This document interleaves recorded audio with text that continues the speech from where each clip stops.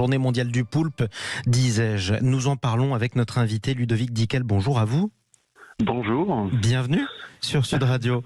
Vous êtes professeur à l'université de Caen, Normandie, à l'UFR Ethos, si j'ai bien compris. Vous êtes spécialiste et amoureux des pieuvres. Alors d'abord, on va essayer de donner 2 ou 3 petites définitions, parce que quand vous me dites poulpe, je pense tentacule. Il y a beaucoup d'animaux à tentacules, notamment dans la mer. Est-ce qu'un poulpe, c'est la même chose qu'une pieuvre? Est-ce que c'est la même chose qu'un calmar? Est-ce que c'est la même chose qu'une sèche? Alors non, pas du tout. Voilà. Un poulpe, c'est la même chose qu'une pieuvre. C'est le même. C'est deux noms qui désignent le même animal. Donc poulpe et pieuvre, c'est la même chose, et ce sont des porteurs de bras. Donc sur un poulpe, on trouve des bras et pas de tentacules. Par contre, on va trouver des tentacules sur les calmars et sur les sèches. Alors quelle est la différence entre les deux? C'est quoi la différence entre le bras du poulpe et le tentacule du calmar? Alors le calmar a 8 bras et 2 tentacules. Okay. Les tentacules sont des bras qui sont très très longs et qui lui permettent de capturer des proies à distance. Il les éjecte. La sèche fait la même chose. Donc il y a 2 longs tentacules et 8 bras, et le poulpe n'a que 8 bras. Il n'a pas de tentacules. Et bien voilà, vous avez vu, on a commencé déjà à balayer quelques idées reçues qu'on a tous. On ne savait pas que les poulpes avaient des bras. Le poulpe a un bec de perroquet aussi, non ? Il a un bec de perroquet qui lui permet de percer les coquilles de ses proies. Oui, alors tout le monde écarquille les yeux quand je dis ça, parce qu'on n'a jamais vu en général le bec de perroquet du poulpe. Il est en dessous de l'animal, mais effectivement c'est très puissant, c'est ce qui lui permet de manger ses proies. Voilà, il est au centre de la couronne brachiale, c'est une bouche qui est extrêmement puissante. Très puissante, faut pas traîner les doigts à cet endroit. Alors vous voulez nous parler de votre amour des poulpes, et pas que dans l'assiette, c'est votre supplique, vous avez raison, on peut en parler. Le poulpe est réputé être un des animaux les plus intelligents, vrai ou faux ? Les plus intelligents, je ne sais pas si on peut comparer les intelligences entre les animaux, mais c'est un animal qui a sa propre intelligence et elle nous impressionne depuis des décennies. On a beaucoup de légendes urbaines aussi sur le poulpe. Certains disent, sans vraiment y croire, que le poulpe serait peut-être d'origine extraterrestre, tellement il est différent du reste du règne animal. Est-ce que c'est complètement absurde ?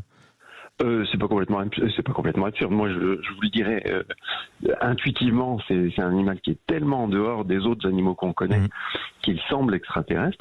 Et moi, ça me plaît de le penser. Mais ça vous plaît de le penser?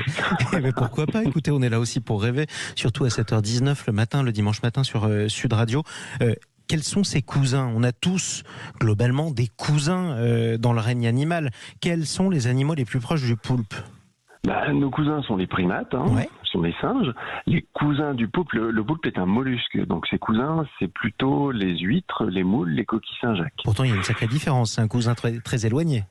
C'est ce qui le rend, c'est ce qui donne l'impression que c'est un extraterrestre. Oui, exactement.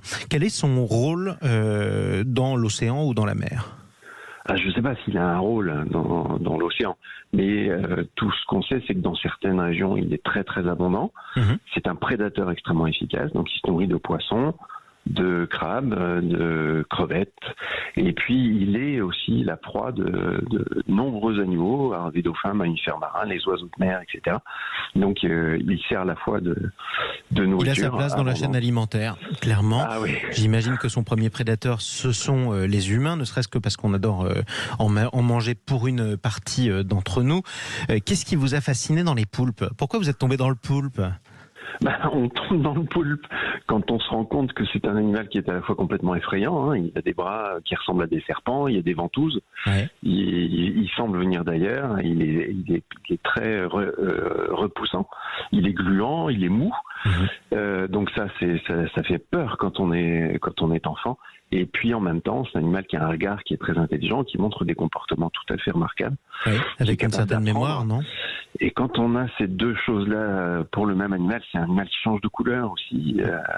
Donc quand on a toutes ces choses-là sur le même animal, on ne peut être que fasciné. Dernière question, peut-être votre meilleur souvenir au contact des poulpes, une chose que vous avez découverte?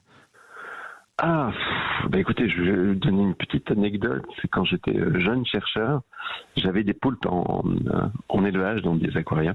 Et tous les matins, j'allais leur serrer la main. Enfin, je leur tendais un doigt. Ouais. Et ils venaient chacun me prendre et m'explorer le doigt avant que je leur donne à manger. Et c'était notre petit rituel matinal.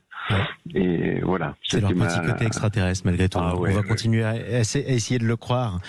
animal fascinant donc que vous étudiez. C'est important, si vous en voyez, tiens, vous êtes peut-être du côté de Marseille par exemple, vous en croiserez, pourquoi pas en mer. C'est vrai, vu qu'il fait beau en ce moment, regardez-les différemment, c'est très important. Merci beaucoup Ludovic Dickel. Je vous en prie. Et bravo pour votre passion, professeur à l'université de Caen Normandie, spécialiste et amoureux des pieuvres. Il est 7h21 sur